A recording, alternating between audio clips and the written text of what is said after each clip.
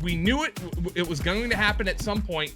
We knew when Jameis came in, this passing offense was going to improve, and it happened even without Amari Cooper. Cedric Tillman goes nuts. Help me cash in some DFS lineups. If for some reason he is out there, you got to go get him. He's the number one receiver, at least on the perimeter for the Cleveland Browns right now. What?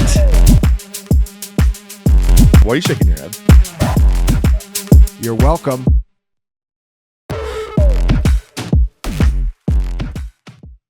Tom, I have some good news and some bad news as we try to break down the Week 8 waiver wire. Well, I guess it's Week 9, but we're recapping Week 8. And we're going to talk Week 9 waiver wire here at Fantasy Points YouTube network, Fantasy Points YouTube channel. Make sure you like this video, click that subscribe, leave a comment. It all helps us. So, Tom, the good news is there weren't a ton of injuries. There are a couple key ones we do need to talk about, but especially not at the running back position. Nothing happened at the running back position. That's the good news. But if you're a glass half empty type of person whose running backs suck, there is nobody to pick up on the waiver wire at the running back position. So we're going to start elsewhere. And I want to start with a passing game that might have some new life. The Cleveland Browns. Jameis Winston, one start with the Cleveland Browns, 1 300-yard passing game. Deshaun Watson, 19, 0 300-yard passing games. Since Deshaun Watson was traded to the Cleveland Browns, 3 different Browns quarterbacks have a 300-yard passing game. Deshaun Watson is not one of them. That's unbelievable, but it is what it is. We knew it was going to happen at some point. We knew when Jameis came in, this passing offense was going to improve, and it happened even without Amari Cooper. Cedric Tillman goes nuts. Help me cash in some DFS lineups. If for some reason he is out there, you got to go get him. He's the number one receiver, at least on the perimeter for the Cleveland Browns right now. And he's out there in quite a few leagues. I think primarily people were focused on the Juwan Jennings and Ricky Pearsall's, Jalen McMillan off the waiver wire last week. So Tillman went a little under picked up here. He's still available in 82% of Yahoo leagues That right is now. wild. So, yeah, I mean, and it's even stretches down. Jerry Jeudy was dropped a little bit. He's been a little shaky here. He's 44% owned in Yahoo leagues. And even Elijah Moore, if you're going really deep in, maybe some FFPC leagues or some of these other formats, all these guys suddenly have a pulse here with Jameis Winston at quarterback. It was the Jameis Winston we've known and loved here for many years now. Aggressive throwing the ball downfield, not afraid to make some mistakes. They ended up winning the game, but he almost, threw it away on a pass to Hamilton, who he just dropped it about 3 times and couldn't corral it. So, but that's the Jameis Winston experience here. So, this passing game suddenly has a pulse. Tillman was, a 3rd-round pick last year, didn't really get a chance to play. And now he's getting his opportunity here, and he's going to try to make the most of it. And this is, I want all the pieces of this offense. It was so broken in Cleveland, as you said. And now we're kind of seeing that there are some good parts here. And David Njoku was a guy that was off and on waiver wires to start the season because of his injuries and because of the situation with Watson. But all these guys need to be picked up here. It wasn't an ideal matchup against the Baltimore Ravens last week. They've been a very pass funnel offense here, and they had injuries in the secondary. And they've had injuries. But Nick Chubb, as we kind of thought, his recovery is a little slow here. He's looked a little sluggish out of the gates, and this is going to have to be an offense that relies on the passing game moving forward. And it's staggering to me that Cedric Tillman is available in that many leagues. But you're right.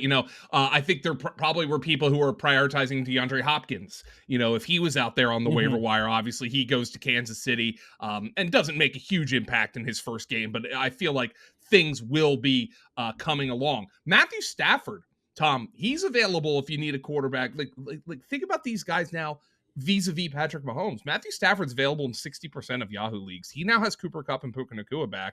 And Sean McVay, I don't want to say he put the kibosh on the Cooper Kupp trade rumors, but he certainly seemed to walk them back a little bit and say, we love that he's here and we plan on him being here. And all of a sudden, Stafford with those weapons, the offensive line is still an issue. and you can pressure him. You can force him to throw interceptions. But with Kupp and Nakua back, this is a guy who could put up top 10 numbers the rest of the season. Yeah, it was a completely different looking offense than the one that we've seen for most of this season. And just getting Nakua and Kupp back, Stafford had 3 touchdown passes on his first 198 attempts this season, a 1.5% touchdown rate. Then he threw for 4 touchdowns on 34 passes against the Minnesota Vikings, so an 11.8% touchdown rate. So this offense, we saw it at the end of last year when it really kicked into gear, and they scored 26 plus points in 6 straight games at the end of last season. That's the kind of upside that we thought that this offense might have. And then Puka gets hurt in the season opener. Kupp goes out the next game, and it's been a struggle here so far this season. But these guys are back in the lineup. This is an offense that could be a top 10 unit the rest of the way here. So if you're a Jordan Love owner, I would prioritize Stafford over Winston here. But if you need to get somebody off the waiver wire to protect, for later in the week, Stafford has been dropped quite a bit. It's 39% owned in Yahoo leagues. So certainly back to fantasy relevance after being completely irrelevant through the first 7 weeks of the season. How do you feel about Bo Nix?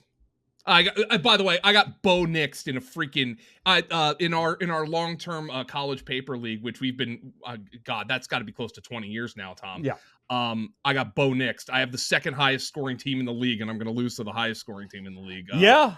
I used Nix in a league or two this past weekend as well. That Carolina Panthers matchup is an elite one. But if we look at what we get this weekend, another matchup with this Baltimore Ravens defense.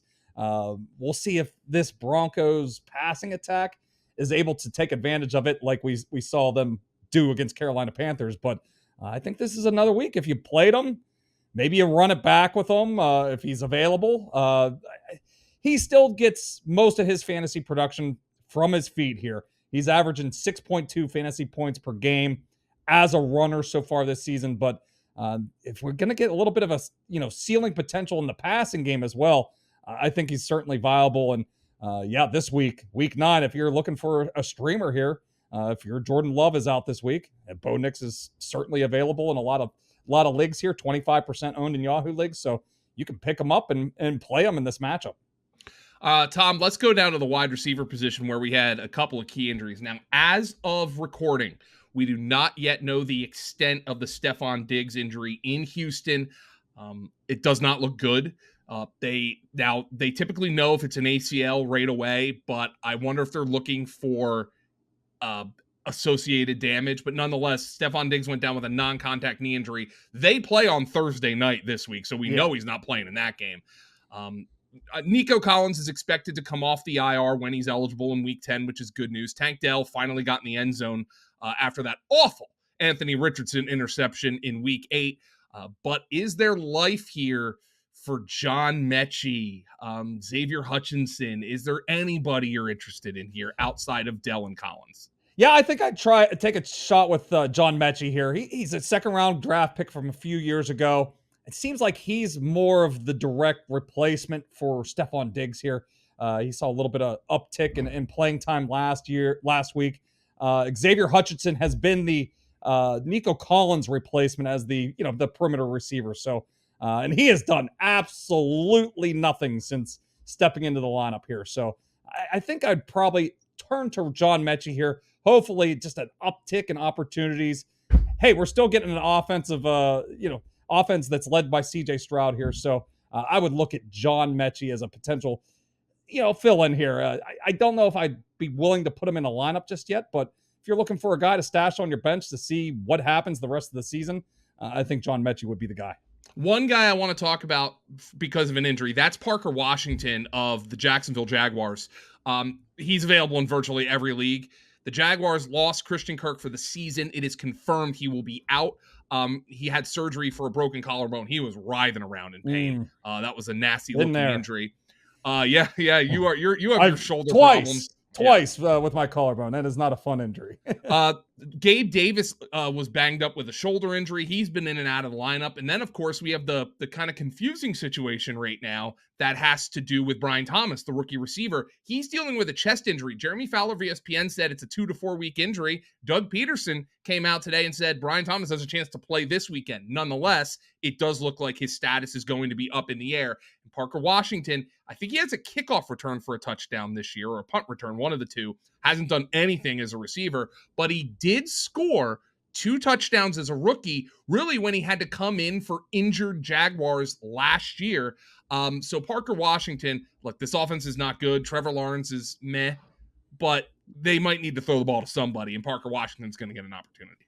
Yeah, he had a couple moments as a rookie last year. I remember the Monday night game against the Cincinnati Bengals. He came on and had 6 for 61 and a touchdown, and he scored the next week. But he kind of, sunk with the rest of the ship towards the end of last year whenever the Jaguars really struggled, and CJ Beathard made some starts late last season. So, but he looks like a direct replacement for Christian Kirk. We'll see about the Brian Thomas issue. It sounds like it's probably going to come down to pain tolerance with that type of injury. So there's some targets that are available here. We'll see if Gabe Davis is also able to go. So Parker Washington, another guy that's virtually unowned in every league across Yahoo. So he's a guy that can be picked up here. He's flashed a little bit, and maybe that Christian Kirk role will pay off here a little bit for him. And one guy who I think needs to be rostered, unfortunately, the team's not any good, and I guess we saw some decent moments from Bryce Young-ish against the Broncos, better than we've seen. But Adam Schefter reporting that within the next week, the Panthers are expected to trade Deontay Johnson. That would open up targets for somebody who's made some plays this year, which is very obvious because he has one of the funniest touchdown dances of all time. Xavier Legette, who rides dollar bill down the sideline when he scores. I think he's got 3 touchdowns this year. He scored against Denver from Bryce Young. So even if they go back to Bryce Young, maybe there is a little glimmer of hope that Xavier Legette is going to be a guy that Bryce Young will trust here the rest of the season. Yeah, he scored a couple of touchdowns. He's at least proven that he's a top target here once they get down into the red zone area or in the scoring areas. Just need a little bit more consistency in terms of targets. But if Deontay Johnson's out of the picture, that's going to open up a lot more targets moving forward. We also got to watch the Adam Thielen injury. Oh, yeah. He's going to be back here soon, maybe the next week or two. But Legette has an opportunity here to start collecting some targets, and we'll see where Deontay Johnson ends up, but they should definitely move on from him, and hopefully we're getting some better play from Bryce Young. He at least seemed a little bit more aggressive throwing the ball downfield a little bit, so hopefully that continues in the second half of the season. Yeah, I'll take the interceptions if he doesn't look lost and doesn't lack confidence. Like you have to start from square one with Bryce, but that's a separate that's a Brett Whitefield and Joe Marino discussion. Where do you go from here with Bryce Young? Tom, we said there's nobody to pick up at the running back position, so you basically had to invent a couple of guys to pick up, and not that they're fake players, but you basically had to create a hypothetical. And the hypothetical was, could Khalil Herbert or Miles Sanders get traded at the trade deadline? Dallas has to try something. Like, Jerry, I know Jerry said we're not going to be buyers at the deadline. Well, what can you get Miles Sanders for? A 7th round pick? You got to try something. This team cannot run the football. Could Khalil Herbert or Miles Sanders get dealt here at the deadline? Yeah, that's the thing. There's very little at the running back position. If that's something where you're looking at, of course, I would look maybe for these handcuff stashes first, like a Blake Corum or Ray Davis, but maybe you're playing in a deeper format and you're looking for some guys that are really off the radar here. So I think Khalil Herbert, he was a name that was floated around quite a bit over the summer. There was talk that he might get traded. He's been basically booted out of this backfield in Chicago. It's all DeAndre Swift and Roschon Johnson. Maybe they don't want to trade away the depth, but just putting a couple we're connecting some dots here from over the summer when it seemed like he was available, and if they can get a late round pick or a pick swap of some sort, maybe we could see Khalil Herbert moved on. And this is a guy that had some success whenever he had opportunities the last couple of years, averaged close to 5 yards a carry in his first 3 seasons. So He can certainly excel if he's given a good opportunity to play. And Miles Sanders, you're right as well. They should definitely look to move him. I don't know if the salary thing could be a little bit of an issue with him. Maybe teams don't want to take him on, but they are going to get Jonathan Brooks back. Seeing that the Panthers are going to probably trade Deontay Johnson here by the trade deadline next week would also make me think that they're probably trying to look to move some other pieces here. So maybe Sanders gets moved here over the next week, and maybe he lands in a good spot and can make some sort of impact. Use code YouTube25 at FantasyPoints.com to get access to the full waiver wire article where Tom covers over 80 players every week. We're going to get some late season bye weeks that are going to be absolutely disgusting. I think there's 6 teams on bye in weeks 12 and 14. I have no idea why the NFL has done that. I will take it up with the league next offseason. But use code YouTube25. NFL Standard or NFL Premium gets you access to the waiver wire article. You will be glad you did. T-Bro, have a good week 9, my friend. We'll be back for the Best Bets podcast. I think we each have a couple of winners to discuss, so that will be fun later this week. We'll talk to you then.